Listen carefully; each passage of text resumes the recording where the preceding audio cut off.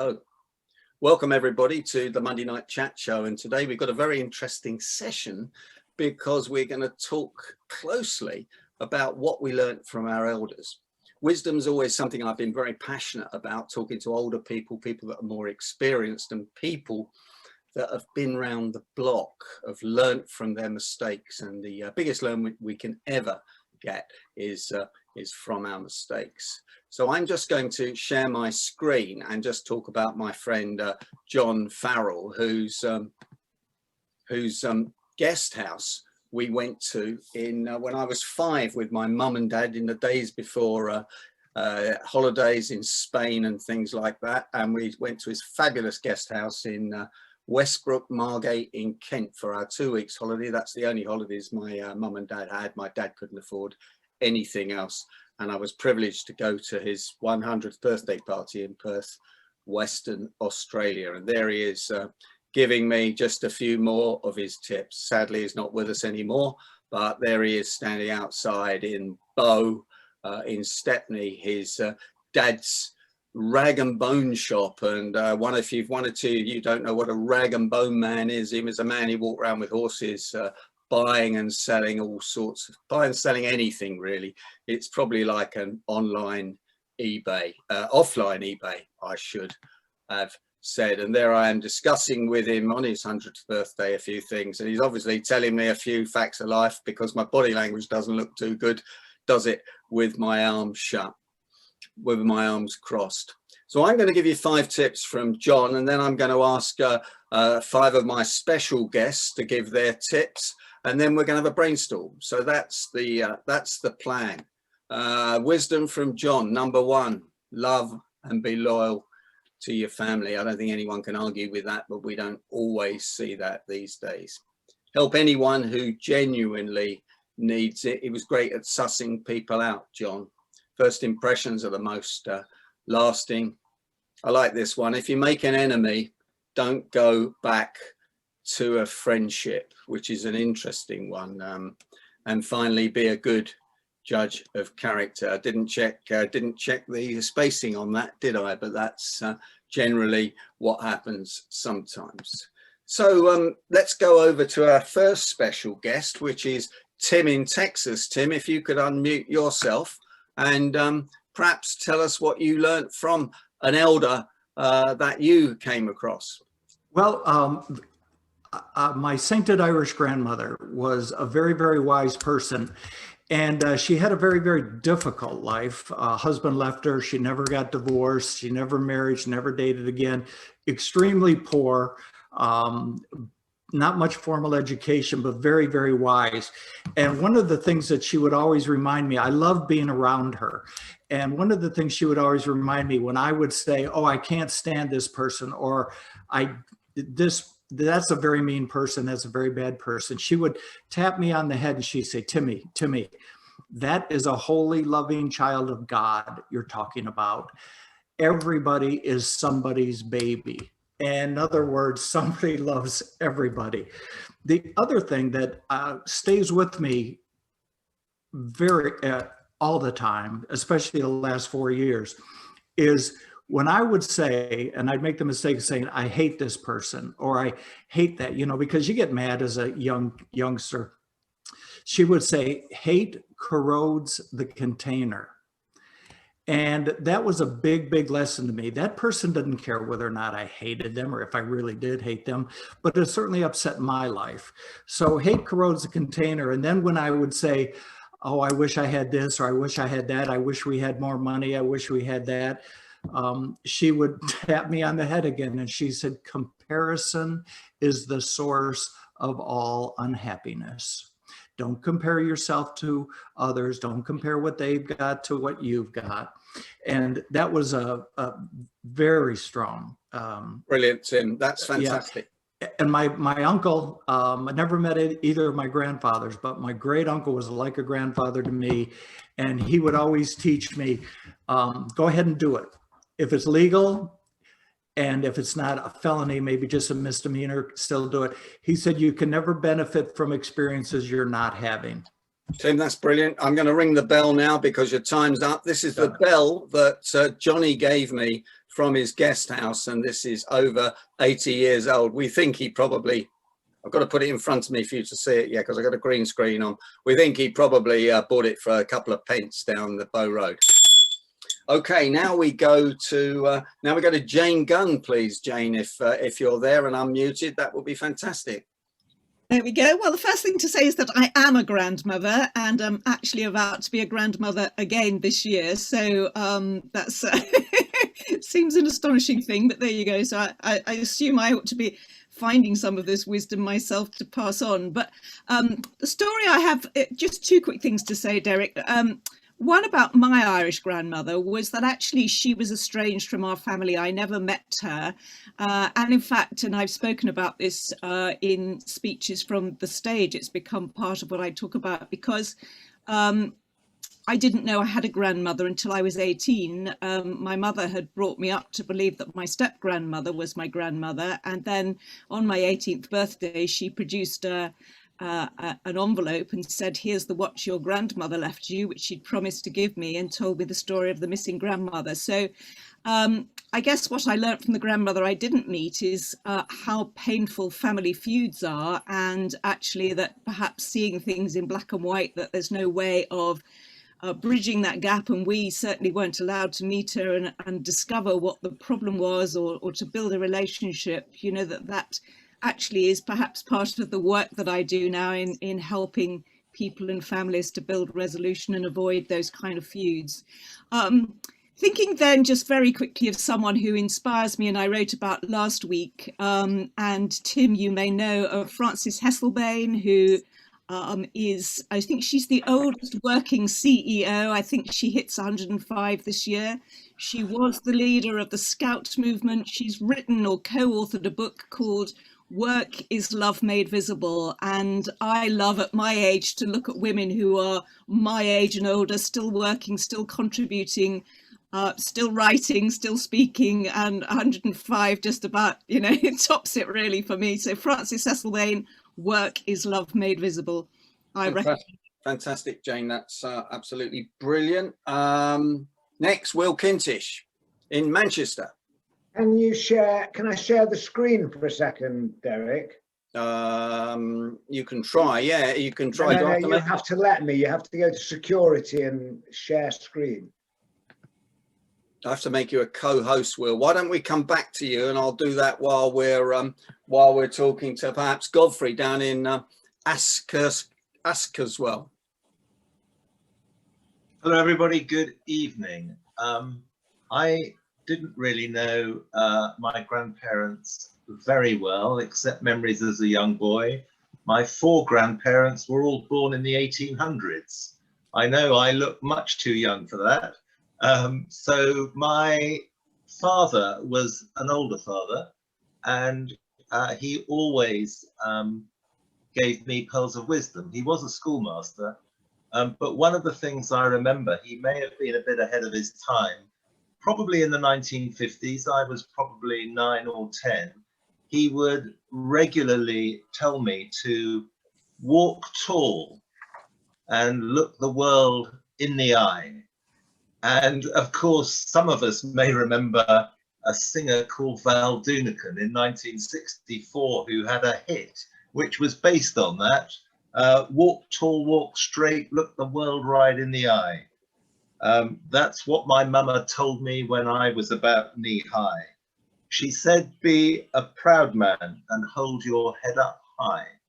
And that was my father. He would go on to say, look smart, dress the part, have clean kit, polish your shoes, dress for the person you aspire to be, and maybe in work 1 or 2 jobs ahead of you, more senior than you, but looking the world in the eye and being very proud.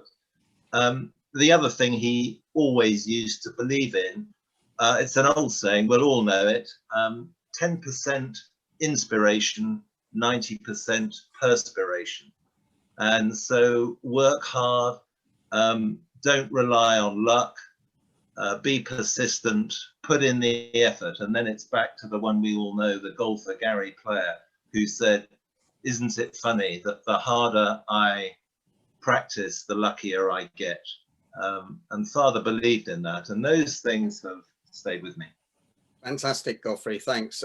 Right, Will, you're the co-host now, so you can share your screen, but you're muted.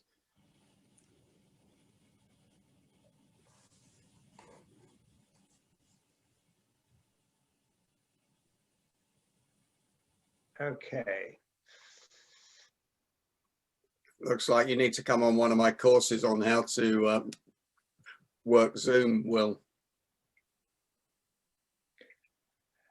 That is a picture of me over 60 years ago with my parents. My mother died 7 years later when I was 16.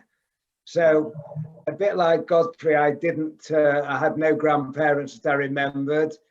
Oh, have I come off? Yep, you better go for it. The clock's ticking. The only thing my father was, we didn't get on too well.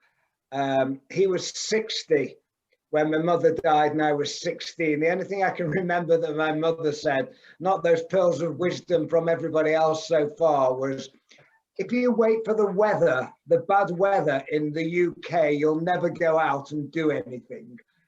And that's why over the years we've dragged our kids and even our grandkids now, whether it rain, hails or whatever it does, if we're going to do something, let's just go out and do it.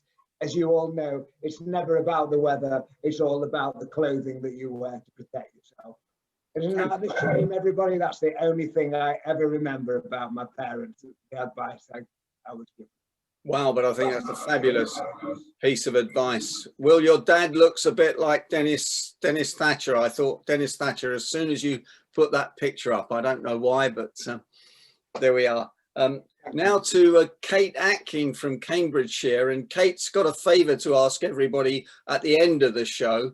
She's doing a PhD in the Imposter Syndrome, and she would like several people to fill in her survey if they would volunteer. So Kate's an expert on the Imposter Syndrome and taking it to the highest level she possibly can. Kate, welcome. And what's your tip from your granny or your granddad? Thank you very much, Derek. No, it's a pleasure to be here. And I noticed when Annette introduced herself, you mentioned Nat West. Oh, maybe Annette might know one or two people. So I'm delighted to have the opportunity to put the link into the chat if anybody is interested in taking a questionnaire on, should be called the imposter phenomenon, but I'll let Derek off. He's not picked that bit up yet. Everybody tends to call it a syndrome. But it's interesting because one of the things with the imposter chatter that we have links to one of the tips that's already been shared by Tim, and that was the comparison is the source of all unhappiness. When you are feeling like an imposter, you're looking around at everybody else thinking that they're better than you, etc. But actually the comparison that you should make is with yourself. So my tip from me is compare yourself to yourself. So where were you this time last week, this time last month, this time last year, and what do you now know, and accept that you grow into yourself. So that's me and my share linked to what Tim was sharing. But the tip that I've got is interesting because Derek's photo, the second one with you in red tops with John, actually contravenes my grandfather's tip, which has stayed with me since I was very young. And he said, never be photographed in sunglasses. And it's so interesting because when I think about Derek's work in negotiation skills, we need to think about people seeing the whites of our eyes. We need to think about people being able to see into us. We talk about the eyes being the window to the soul. And when you can't see someone's eyes, it just creates a barrier. And what I've noticed now is doing these online sessions, lighting becomes really important. Being close-ish to the screen but not in people's faces becomes really important. And the fact is now, thankfully, I've managed to find an old pair of glasses that are single vision, because varifocals do not work when I'm trying to do laptop work and write down and stuff. And I found a single vision pair of old glasses that have anti-reflective coating on, and they work a treat when I'm online presenting. So that's my tip: never be photographed in sunglasses. So let people see the whites of your eyes and allow them to know who you are from that window of the soul perspective. That's a great tip, Kate, and I'll take that telling off from you now in the spirit that it was. That was my first day in Perth, Australia, and the sun was out, but excuses are pathetic, aren't they? Just going to switch over to Gabby now for one tip before we get into some group tips. Gabby, are you there? I am. Hello. So I had two very different grandmothers. The first one, her advice was always moisturize your elbows on a daily basis. And you know, I would watch her with her Pond's cream moisturizing her elbows every morning. And I thought, you know, what is that all about? But actually, as we got into conversations over the years, it was about self-care, about looking after yourself and making sure that you look after yourself first, because if you're not fit and healthy, then you can't be of service to other people. So always think, moisturize your elbows on a daily basis. And she was all about unconditional love and caring. On the other side, I had my other grandmother, who was an hard Ulster woman from Ireland. And she was quite classist. She was very racist. She was quite fattest. And I learnt from her by actually moving away from her, because I saw the effect that her way of being with people was, and I didn't like it. So I learnt how not to be racist, fattest, classist, etc., etc. Wow, we've already got about 20 tips there. That's absolutely that's brilliant. Okay, I'm going to put everybody into breakout rooms now. Here's the rules on the breakout rooms. I'm going to create 8 breakout rooms. The person in the breakout room who has the nearest first letter in their first name to Z is in charge, and they have to report. That's probably Will Kintish is giving me dodgy body language as usual. So if I didn't explain that, repeat the instruction, please, about the team leader. The person with the first letter of their first name that is closest to Z, the back of the alphabet, is the leader. In charge and reports back. I'm going basically, Will, whatever room you're in, you're the team leader. Thanks, Kate. Yeah. Okay, so into breakout room, 7 minutes, and looking forward to the feedback. What are we talking about? That's what we're talking about. Great question. Great question. We're talking about what tips you got from your granny or your granddad, etc., as a group. Here we go. Okay, guys, should we debrief this, and let's do this. Let's do this in order. And I think we've got about 3 minutes per breakout room. So if you go over 3 minutes, I'll ring the bell, and it's over to breakout room number 1, which is Nigel. Right.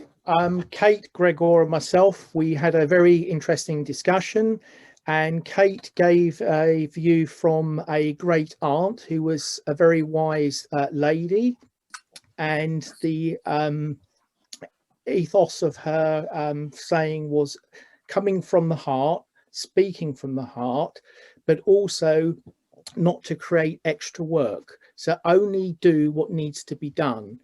And the analogy attached to that was to do with, if a cup or saucer wasn't dirty, stick it back in the cupboard. That was the idea of not creating extra work that had to be done. From Gregor's grandmother, who worked on a farm, the advice and guidance was to listen and then talk. So it comes back to having 2 ears and 1 mouth, and really listening to what people are saying first before reacting. And for my grandfather, it was about not asking other people to do something that he wasn't prepared to do himself. So from a management or from a team perspective, if you're a team leader, don't ask somebody within your team or project to do something that you wouldn't be prepared to do for yourself.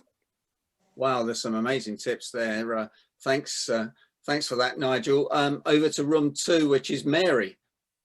Right, well, I was with Andrew Plumridge and Betty Taish, and Andrew's tips included never get dizzy from doing good deeds, never sleep on an argument,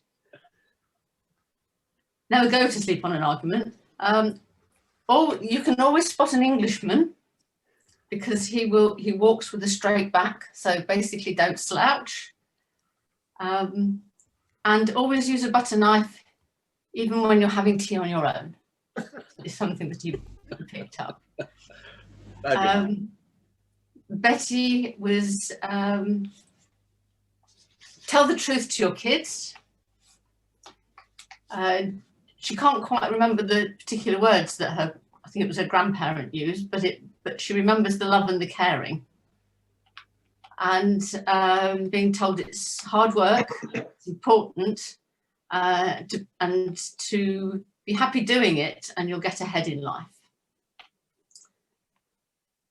And from my side, I've got the importance of hard work, not arguing in front of the children, importance of being polite and having manners, and achieving your own goals and wanting to achieve them, and not because you're achieving them because somebody else wants you to achieve them.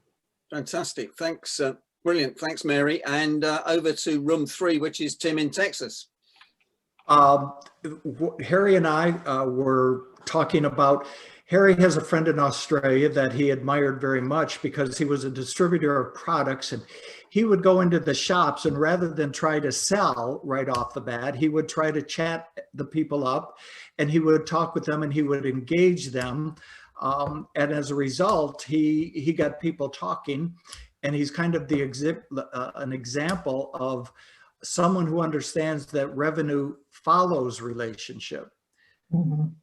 Rather than relationship following revenues. He also mentioned that his father was a wonderful example. He was a non-practicing barrister, a lawyer, but his opinion was always sought by organizations and publications because he was very wise, and Harry definitely noticed it. The third one was yet another one from my grandmother, who would always say, you know, when I didn't want to do something, she would always remind me, Timmy, if you can't get out of it, get into it. No matter how hard or difficult or unsavory the job, just do it and don't complain. And I really remember that, like when I have to do my taxes or I have to mow the lawn or tend the garden, can't get out of it, get into it. That's a great one. Thank you very much. That's great. Great, Tim. On to room 4, which is Tony. Tony in San Francisco. Yes, good morning, everybody. I had 2 wonderful ladies in the room with me. Christine talked about her mom or her granny that, it's just amazing, that she lived through World War I and World War II. And during this time that she had feels that she had 2 breakdowns in that time, and mental health at that time, and we were discussing, is actually thought to be a bad thing now. And but one of the things that she learned from her grandmother was that depression is not necessarily a sign of being weak. It's more so that it's people who are put a lot of things on themselves and are doing a lot of things and that care about that usually end up being depressed, more so than people who don't really care about anything or don't have anything that they're really doing. So a lot of times that it just shows that it's more, depression and mental health issues are more, not necessarily make you weak, but it's oftentimes because you're actually very strong and very active in doing a lot of things. And hopefully I put that out there right, Christine. So, don't think that you're weak because is what I got out of it, that, if you're in depression or have had depression or, feelings like that.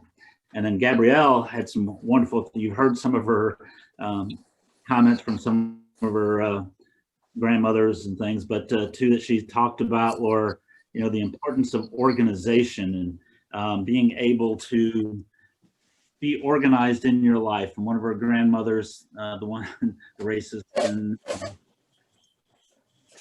lady, used to be very organized in that she would always keep tabs on all the meals that she fed for her husband, her grandfather, and so that she didn't provide him, because that was her goal, and her job at the time was to support her husband and be there for him. So she always made sure that she had what he ate down so that she didn't give him the same thing.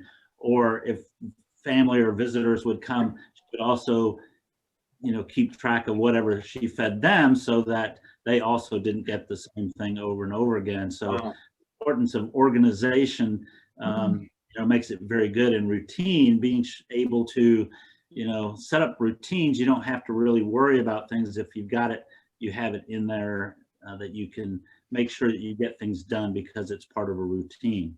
And then another one of our other grandmothers, the acceptance of everyone is very important, you know, so be curious about people. Don't really, you know, get, you know, upset or, you know, not accept them, but, you know, accept everyone, be curious about them, ask questions, find out what makes them feel the way they do, or, you know, about that, you know, but always accept everybody for their differences and be able to, you know, get along with everybody. It's brilliant. You got 20 seconds, Tony. Sorry. That's all right. Mine is my grandmother was very positive about credit. There's two things she said that follow you through life: your credit and your character. And one is a reflection of the other. You know, if you have good credit, it's very good. And then, you know, always have good character. Fantastic, Tony. Tony is the secretary or the organizer or the managing director of the Golden Gate Breakfast Club. And I'm sure if you ever wanted to attend one of those meetings, Tony, I'm sure he would give you an invite. Is that right, Tony, or am I speaking out of turn? Absolutely. You're more than welcome to get in touch with me if you'd like to come. I know Tim's now a member of the Golden Gate Breakfast Club. Betty is. Derek comes frequently. Everybody's invited. If you want to get up, well, actually, you're not getting up. It's we're nearly going to bed, Tony. Time for you, 7 to 9 a.m. Pacific time in California. So you're more than welcome. Thank you. Thanks very much. And a terrific speaker this week, Brian Wagner on Vision. Very good. And our own John Vine is speaking the week after, I think. So we've all heard John's story about the G8 summit in Glen Eagles. I'm interested in the G7 summit in Cornwall, through those roads, how Mr. Biden's going to get his beast down those country lanes. That will be very interesting, but we'll talk about that on another show. Now we're on to group 5, which is Lynn. Lynn, I think, isn't it? Yes, it is. Yeah. Okay. Well, I think we all suffered a little bit from the fact that I don't think any of us had grandparents around very much. But however, we have come up with some various sayings. Brian's was, well, he's got 2. Do what you like doing, which I think, you know, is rather than doing what people expect you to do, but do what you like doing. The second one is a very Irish one. Not one I've ever heard of before, but if you experience the fairy wind, you will be lucky in life. Not sure what fairy wind is, but that's quite different. Celia's was what's done is done. Don't dwell on it, just move on, was the one that she came up with. I've got 2. Don't put off things to do today. Do until tomorrow. Do them today. And lastly, you only regret what you don't do, not what you do. Yeah. Brilliant. Thanks. I very much believe in that one myself. Yeah. So yeah, that's what we all came up with. Wow. Thanks, Lynn. That's brilliant. Over to room 6 then, Nancy. Hi. Yeah. Hi. So I was working with Annette and Mark, and Mark came up with the point from his grandfather, I think it was, wasn't it your grandfather, Mark? Yeah, that said a good handshake is important. And so we were talking about that in regards to negotiation and obviously sales, you know, how important it is to have that good, firm, non-threatening, but also non-passive handshake, important out there. But we can't do it at the moment. And it's so difficult sometimes when if you encounter people to not put out your hand. You know, we even had it when we could go to pubs, that we did do it a couple of times, and then we thought, nope, gotta stop. And Annette mentioned a great one that I'm sure we'll all remember anyway, good manners cost nothing. And that's a really great phrase for ourselves to remind ourselves now, and to teach our children and our grandchildren and our great-grandchildren as we get that far. And also, one of her grandparents was very keen on seize the day, carpe diem.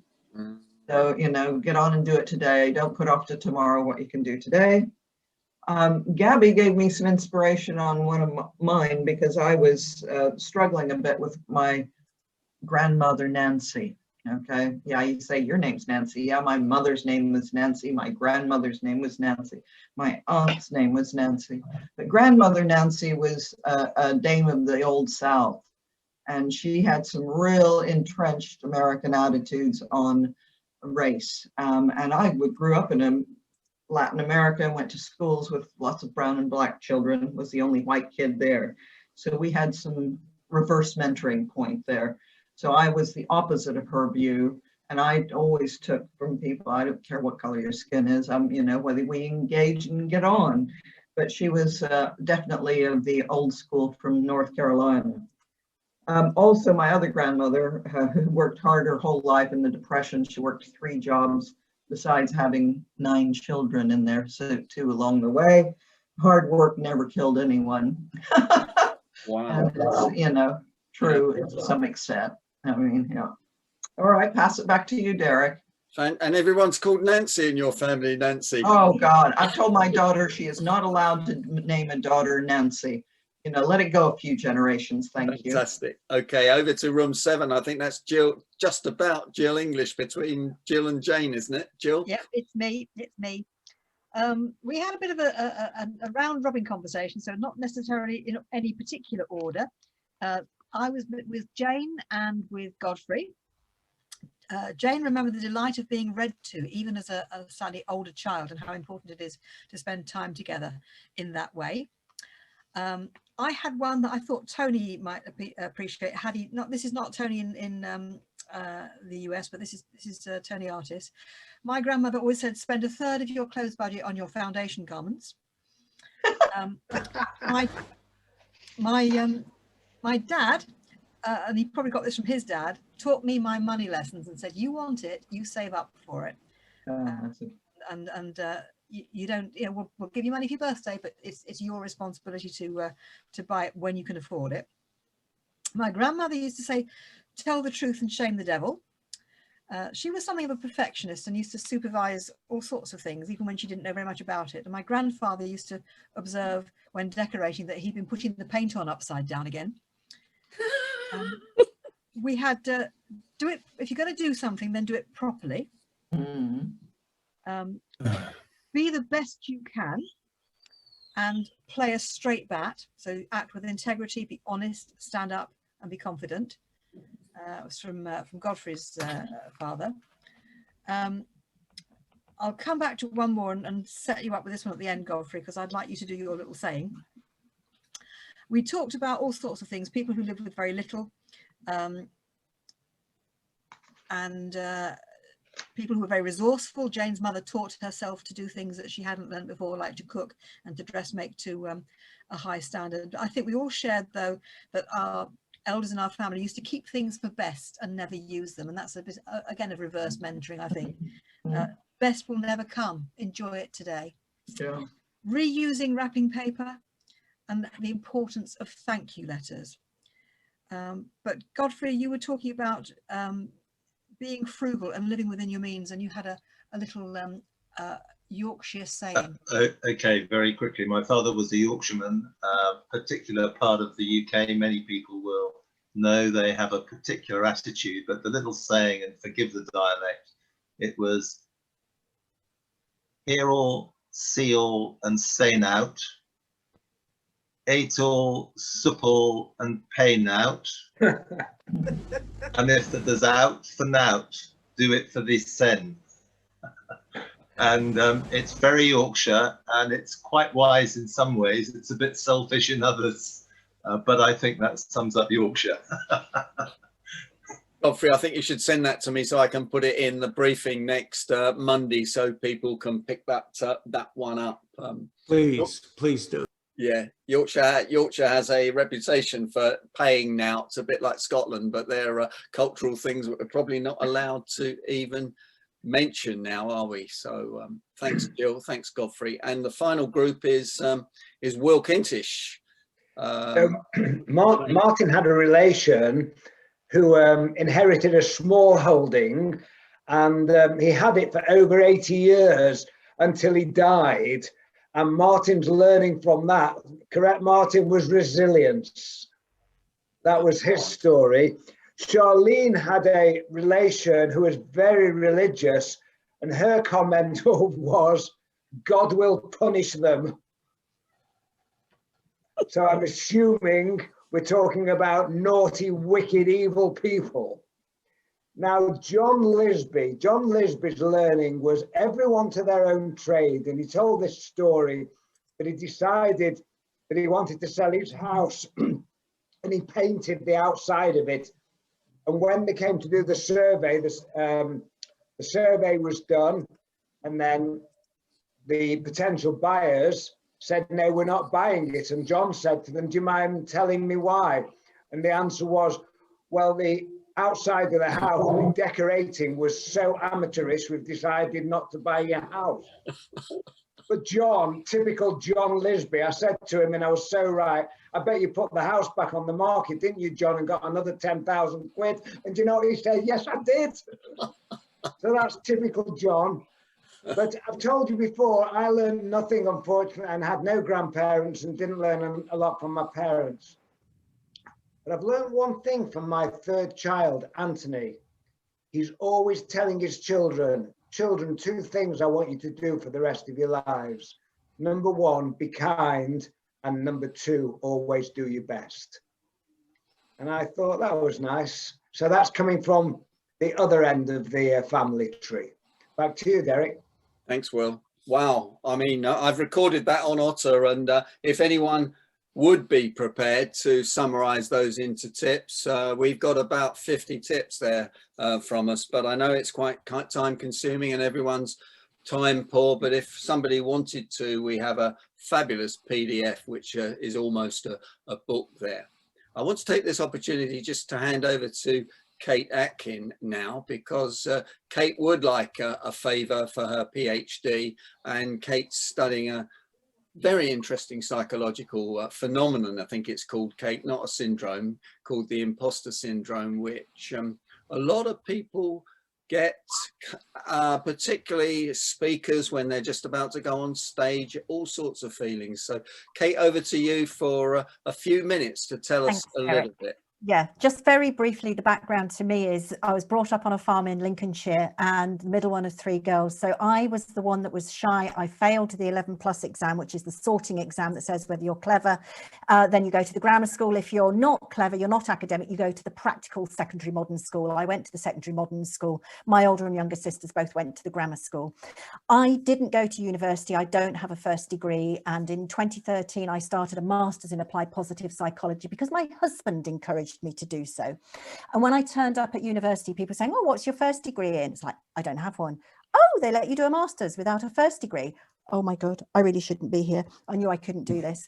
And that feeling of being like an imposter, of not being there, has been with me, I would say all my life, but definitely since teenage years. And the thing that I didn't realize was that it actually has a name. And when I was doing my master's, which was in applied positive psychology, I came across the research and it fascinated me so much that I started to study the subject in more depth and did it as my dissertation. And it's Pauline Clance and Suzanne Ines talked about it in 1978 as being an internal experience of intellectual phoniness. It's since gone from beyond intellectual phoniness to lots of different situations. And as Derek said, you know, speakers that can turn up and say, actually, am I good enough to be here on that stage, might be the impact that we have of our mindset of, do I know enough to be here? So that could be termed intellectual phoniness.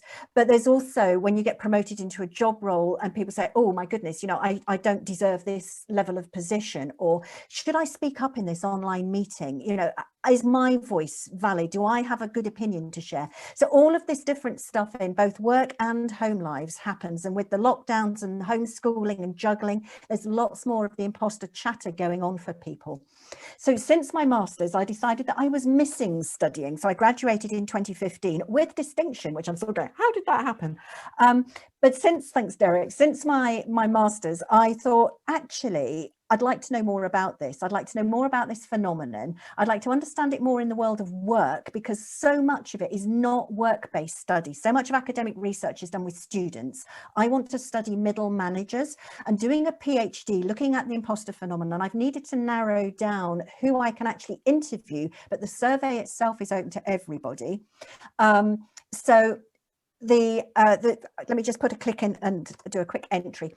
So the survey link has come up again. If anybody is interested in just taking the survey, feel free to. But also, if you want to follow me on Twitter or find out more about it, feel free to email me by all means. And the particular sector that I'm focusing in, which is why I've referenced Annette earlier on, is finance and insurance. So for the PhD study itself, in the interviews that I will then be doing, will be finance and insurance, preferably middle management folks. But I'm finding it a fascinating topic. I'm finding my own imposter chatter crops up. I'm 3 years into what will be a 5-year project. So I've still got 2 more to go. And next week I have a meeting with my supervisors about my 3rd year annual review. So it's like, so Derek, thank you so much for allowing me to put a few thoughts out there for folks. And if you're interested in more on the topic, feel free to ping me a message. But if you've got any connections with finance or insurance professionals or are one yourselves, then please, if you're up for it, it's a 15-minute survey. So Derek has mentioned time poor, but as I say, it is only 15 minutes. It would help out a poor PhD student. So thank you very much for the time. Kate, you're talking yourself into being invited back and giving us a talk on the imposter syndrome. I always do this while I've got it recorded so that when I ring you for it, you can't say no. So will you come back? I'd be happy to. Fantastic. And that's brilliant. So you put your email address in the chat box. Yeah, it would really help Kate, and I agreed to let Kate come on and tell us about the imposter phenomenon. I still call it a syndrome. You'll forgive me, won't you, if I do that. I'm going to close the meeting now because it's 6 o'clock, but I'm going to stay on, invite you all to stay on and enjoy each other's company and swap a few stories. Thanks everybody for joining. If you're watching this on YouTube or listening to this on the Negotiators podcast, thanks for coming on. My name's Derek Arden. I look forward to you joining us live, Monday Night Live, and see you shortly. Thank you.